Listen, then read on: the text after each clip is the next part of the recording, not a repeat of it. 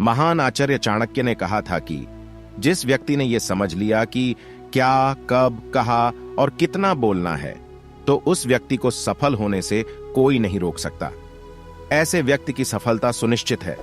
जिस तरह कमान से निकला हुआ तीर लौटकर कभी वापस नहीं आता, ठीक उसी तरह से मुंह से निकले शब्द कभी वापस नहीं आते।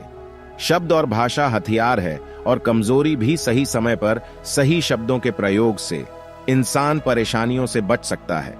लेकिन बिना सोचे समझे बोले गए शब्द इंसान की मुसीबत को बढ़ा देते हैं। द्रौपदी का यह बोलना कि अंधे का पुत्र अंधा ही होता है, महाभारत के युद्ध का मुख्य कारण बना था। आज भी लोग अपनी जबान का इस्तेमाल दूसरों को नीचा दिखाने और खुद को बढ़ा बताने के लिए करते हैं।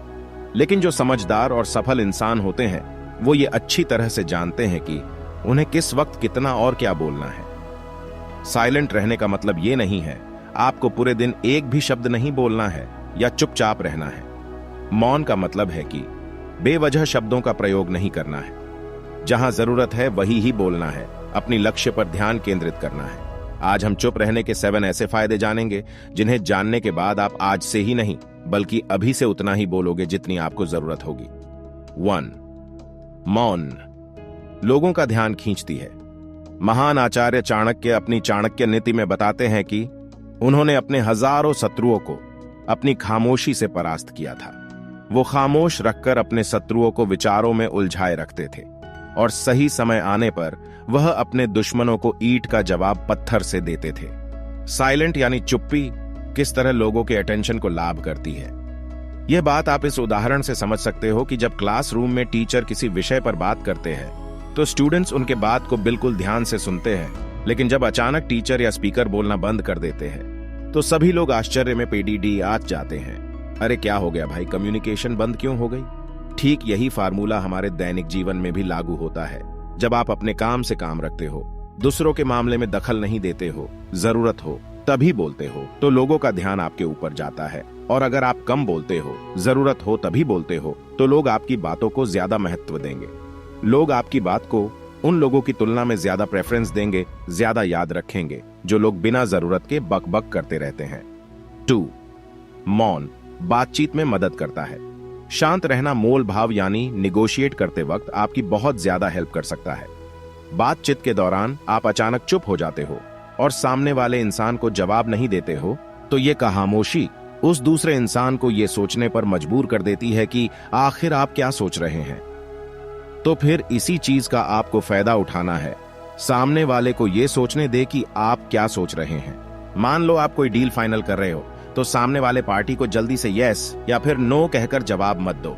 कुछ सेकंड का पोज लो। आपकी ये चुप्पी सामने वाले इंसान को परेशान करेगी और वो सामने वाला इंसान बोलकर आपकी इस खामोशी को भरना चाहेगा। उनको सारी बातें बोलने दे, जिससे आपको बातचीत आगे बढ़ाने में मदद मिलेगी और आपका साइड बातचीत के दौरान ज्यादा भारी रहेगा। 3. मौन आपको विश्वास बनाने में मदद करता है।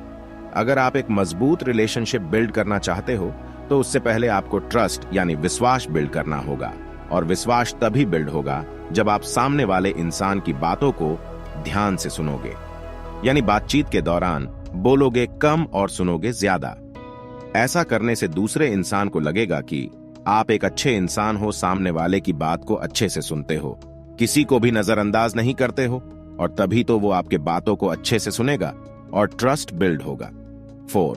उत्तर प्राप्त करें। आपने ऐसे कई सारे लोगों को देखा होगा जो कोई प्रश्न पूछने के बाद रुकते ही नहीं है, अपनी बकबक चालू रखते हैं या फिर दूसरे को बोलने का मौका ही नहीं देते। अगर आप भी ऐसा करते तो आपको दूसरे इंसान के प्रोस्पेक्टिव को जानने का मौका ही नहीं मिलेगा। लोग आपके प्रश्नों का जवाब ही नहीं देंगे। इसीलिए कोई भी प्रश्न पूछने के बाद आप साइलेंस हो जाओ। आप अपना ओपिनियन मत दो। लोगों का क्या ओपिनियन है उस बात पर, उस प्रश्न पर आप जानने की कोशिश करो। शायद आपको कुछ नया सीखने को मिल जाए। कुल मिलाकर आप प्रश्न पूछने के बाद जितना जल्दी चुप हो जाओगे, आपको उतना जल्दी आंसर मिलेगा। स्वामी विवेकानंद, जो अपनी बुद्धिमता और विजडम के कारण पूरी दुनिया में जाने जाते हैं, उनमें भी ये क्वालिटी देखने को मिलती है। वे भी अपने गुरु रामकृष्ण जी से जब भी कोई प्रश्न पूछते थे तो अपना ओपिनियन तो बाद में देते थे, लेकिन पहले प्रश्न पूछने के तुरंत बाद चुप हो जाते थे, ताकि उनके गुरुदेव की क्या राय है उस प्रश्न को लेकर उस बात को लेकर ये जान सके। 5. नम्र शक्ति। साइलेंस एक शॉर्ट पावर है, मतलब एक ऐसी पावर से है जिसकी मदद से आप सामने वाले से बिना लड़े हरा सकते हैं। इसका सबसे बेहतरीन उदाहरण है महात्मा गांधी जी, जो कि सत्य और अहिंसा के मार्ग पर चले थे और बिना एलडीडेढ़े उन्होंने अंग्रेजों को धूल चटाई थी। महात्मा गांधी जी जानते थे कि अगर हमने अंग्रेजों से लड़ाई की तो हम उनसे कभी नहीं जीत पाएंगे। उन्होंने शॉर्ट पावर का इस्तेमाल किया और अंग्रेजों को हराया। कई बार लड़ने से और झगड़ने से प्रॉब्लम सॉल्व नहीं होती, चुप रहने से और शांत हो जाने से प्रॉब्लम सॉल्व हो जाती है। 6. विचारशील मौन। द क्वाइट बुक के ऑथर सूजन केन अपनी बुक में बताते हैं कि थॉटफुल साइलेंस कई सारी मुसीबतों से बचा सकती है।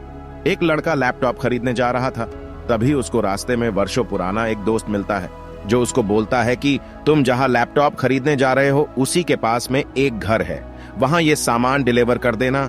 वह अपने दोस्त को ना नहीं बोलता है और उसका सामान ले लेता है, लेकिन जहां सामान डिलीवर करना था वो घर उस दुकान से काफी दूर था। उसका बहुत सारा समय बर्बाद हुआ।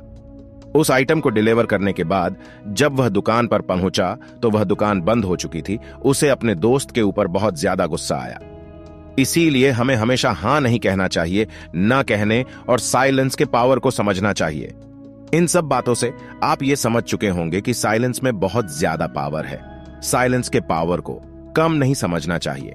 साइलेंस आपको बहुत सारी मुसीबतों से बचा सकती है, और अगर आप भी इन बताई गई बातों को अपनी लाइफ में उतारते हो, जहां जरूरत हो वहीं बोलते हो, तो डेफिनेटली आपको बहुत ज्यादा फायदा होगा।